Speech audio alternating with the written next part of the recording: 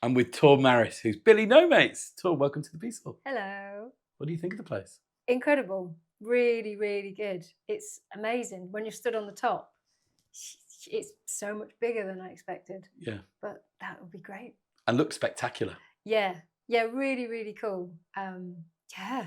I was watching the street sound check and it sounded amazing. So Does that feel cool to say that because you're supporting Streets? yeah. We did a show with them in Brighton maybe a month or so ago, and we're in Birmingham with them tomorrow. And yeah, it's dead cool. Yeah. That show is really, really cool. Do you think your performance changes depending on the stage where you're playing? Yeah, sometimes if it's a smaller stage, you naturally condense things, and it feels like a slightly different performance. But when you've got a big space, you just kind of want to bounce around and just use it all, you know. Does it feel too presumptuous for me to say that you would prefer a smaller space? No. Yeah, probably. Yeah, in a way, because you've kind of got some walls to play with. Sometimes it's a bit. You just go, wow, this is a big space, and I feel like I need to be there and here at the same time.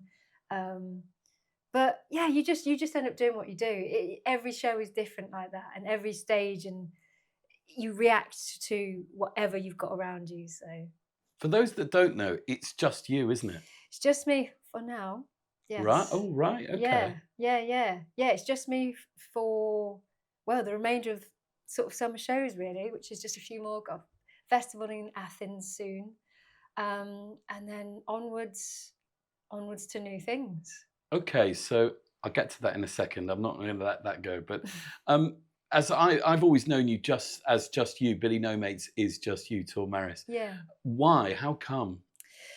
Lots of reasons, really. I always made music by myself, and I always tried to make bands work. And then, as anyone that's ever been in a band knows, it's really difficult.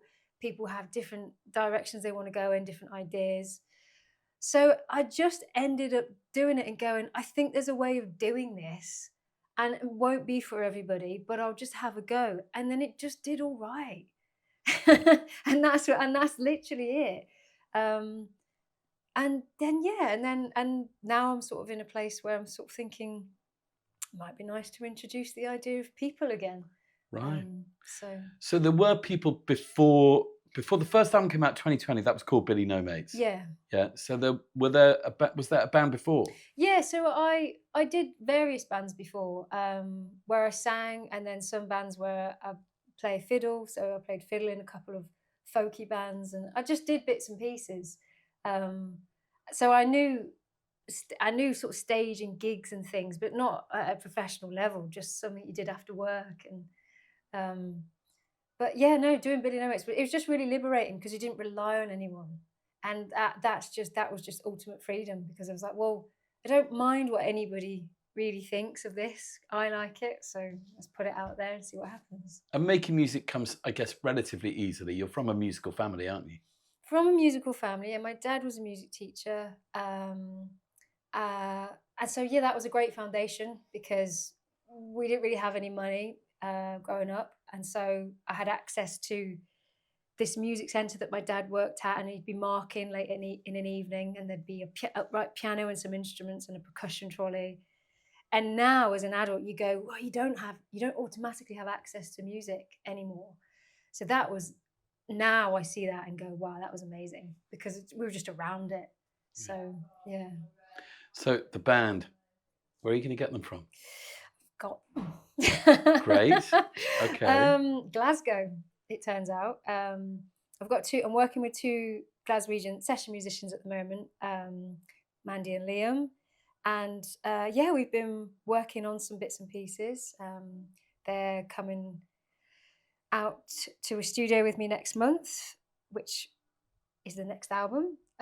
So that's underway. It's half written, and we are on a journey without being that person that describes it as a journey. But yeah, we're taking songs and we're putting them in a format of encompassing live drums and a bass player and seeing how it goes, really. Can it feel isolating on stage on your own? And is there a particular pressure to perform when it's just you? Yeah, it's quite isolating. I don't know. For me, it's never really a pressure of performing. I kind of just don't imagine that anybody's watching it. There's something free about it being a little bit isolating. I kind of go, well, whatever happens, happens. And I guess you're coming with me. And if you don't, you don't, you know. Where So, does the performance come from? The movement, the dance? is it dance? I don't know if it's dance. It's kind of dance. It's just expression, really. It's just an energy. It's an energy that I had when I make the music. It's an energy that comes with the music for me. It's being able to use a space. It just became part of it. It was just expressive, um, and I've always done that, even in a studio. I'm doing stuff in a studio at the minute, and I find that when I'm doing a vocal take, I just want to move. I don't know what that's about, and I'm not a dancer in any respect. Um, as many people will know, it's just more wanting to be part, just to get in it. It's really selfish.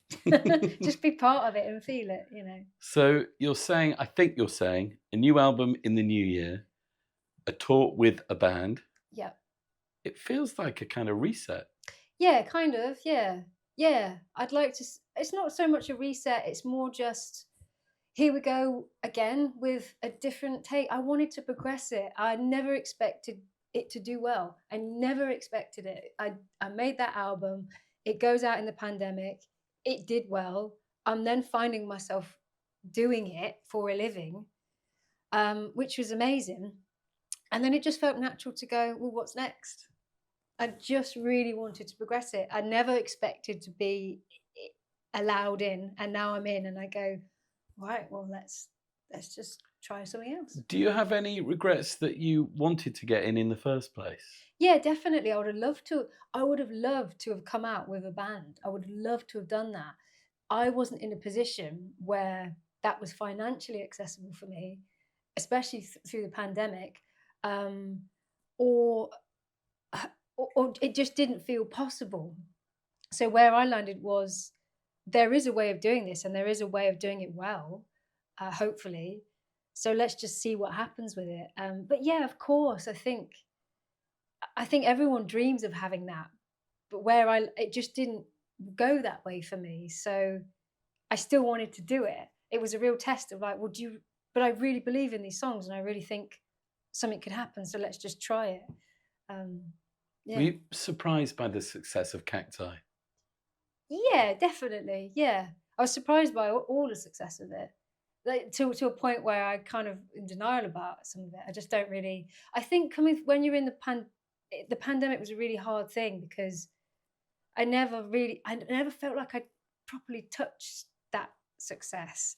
I just sort of saw it through a screen or in a lens, and sometimes it still feels like that especially when you're doing stuff and you're on a tour and you're keeping going and you're just trying to stay. Yeah, and also I don't know.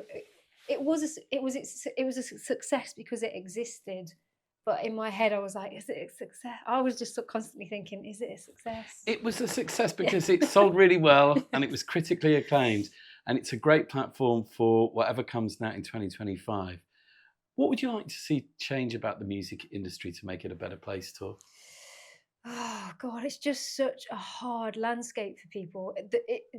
Financially, it's so difficult for people, and I'd like to see it change in a way that people feel they can do what they want to do, and they don't have to go through this magical system where they have to know someone to let them in, or people should be able to present their music in a way they want to present it and have access to funds and contacts. And it can always feel like a members only club, and even to a degree now, and I'm so privileged to have met people and contacts and things now, but even now I still feel like it's a bit members only, and it would just be so nice for that to just slightly dissolve and for the good stuff to be able to just break through. Because I don't know how, if you're starting in a band now, I don't know what to say to people. I just say, well, I just did what I did to get here, and now I can look at it and now I can think about it.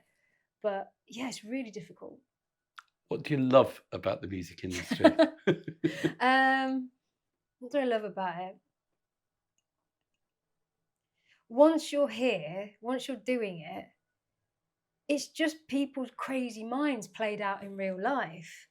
And that's for fun. You know, we're not working at a bank where it's just these raw ideas and it's people's subconscious that gets to just live out. And that's just really cool. Like, what a cool thing to do with your life. I wouldn't really want to do anything else. If you had to write your own advert for a Billy Nomates show, what would it say? Oh, don't come. I don't know. Maybe there's the problem. Tom. Yeah, maybe. My own advert. Oh God, I really don't know. It's really difficult at the moment, straddling two worlds of it. But I'd just say, woman has songs, feels them. Expresses them, not dancing. Expresses them, yeah, not dancing. So thanks so much. Great to see you again. And you, thanks, Chris.